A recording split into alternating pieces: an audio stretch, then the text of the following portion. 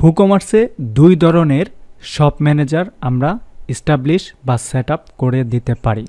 তো first of all হচ্ছে একটাকে বলে শপ ম্যানেজার, আরেকটাকে বলা হচ্ছে তোমার কাস্টমার রুল। তো কাস্টমার রুলটা অ্যাকচুয়ালি কি? কাস্টমার রুলটা হচ্ছে অ্যাজ এ অ্যাক্সেস করতে পারবে, রিড করতে পারবে, তার মানে হচ্ছে সাবস্ক্রাইবার হিসেবে। ধরো আমি এই ওয়েবসাইটটাতে গিয়ে একটা অ্যাকাউন্ট তৈরি করব, অর্থাৎ কোনো প্রোডাক্ট কেনার আগে আমাকে অ্যাকাউন্ট তৈরি করতে হবে। তো এই যে আমি অ্যাকাউন্টটা তৈরি করলাম, এটা হচ্ছে আমি একজন কাস্টমার অথবা সাবস্ক্রাইবার হিসেবে এখানে ইনভলভ হয়েছি। আমি অর্ডারের ইনফরমেশন পাবো, তারপরে আমার অ্যাকাউন্টে যা যা অ্যাক্সেস থাকার কথা সেগুলো আমি দেখতে পাবো। লাইক আমি আমার অ্যাকাউন্টের ইনফরমেশনগুলোকে এডিট করতে পারবো এবং পাস্ট এবং প্রেজেন্ট অর্ডারের যে ইনফরমেশনগুলো তা আমি দেখতে পারবো। এটাকে বলা হতে পারে একমাত্র কাস্টমার রুল। তো শপ ম্যানেজারটা কি?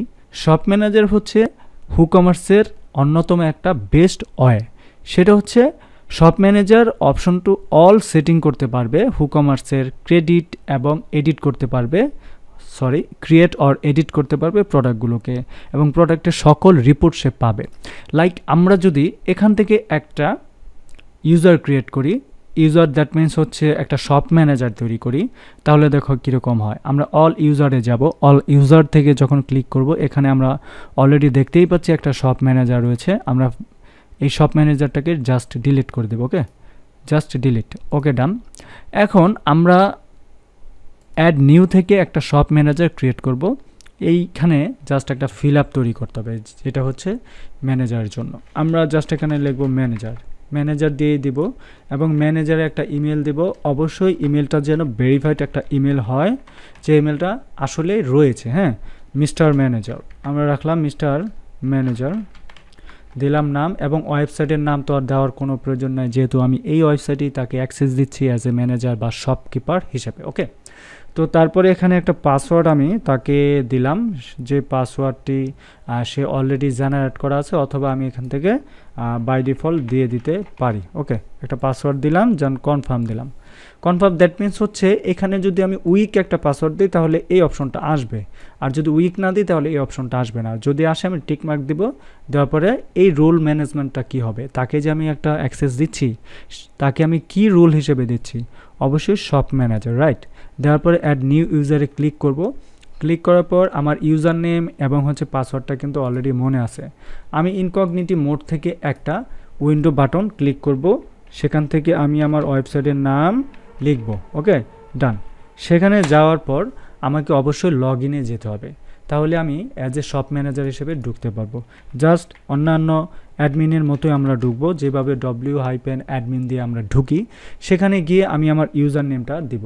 সো জাস্ট কোনটা দিব, আমি যদি একটু মিনিমাইজ করে দেখাই, তাহলে আমি এখানে যে ম্যানেজার দিয়েছি সেই ম্যানেজার ইউজার নেমটা আমি দিব ম্যানেজার দ্যাট। এখানে পাসওয়ার্ডটা আমরা সিম্পলভাবে দিব, রিমেম্বার দিলেও পারি, না দিলেও পারি, এটা জাস্ট আমার কাছে।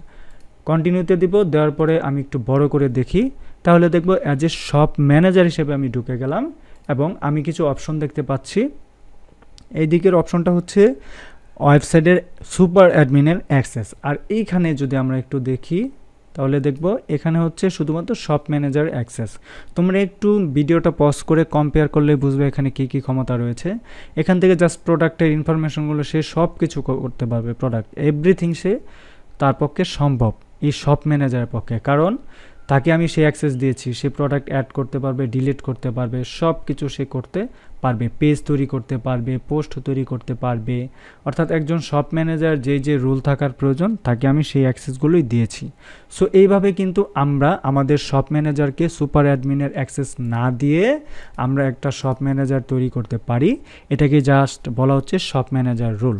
তো আশা করছি তোমরা খুব ভালোভাবে বুঝতে পেরেছো WooCommerceর ফাংশনালিটির ভিতরে যে ডকুমেন্টেশন আছে সে ভিডিও নিয়ে আমি তৈরি করতেছি স্টেপ বাই স্টেপ, কীভাবে সুন্দর করে এই জিনিসগুলোকে আরও কাস্টমাইজেবল এবং স্ট্যান্ডার্ড মোডে আমরা পরিচালনা করতে পারি, সেই লক্ষ্যে আমি এগিয়ে যাচ্ছি। Thank you so much.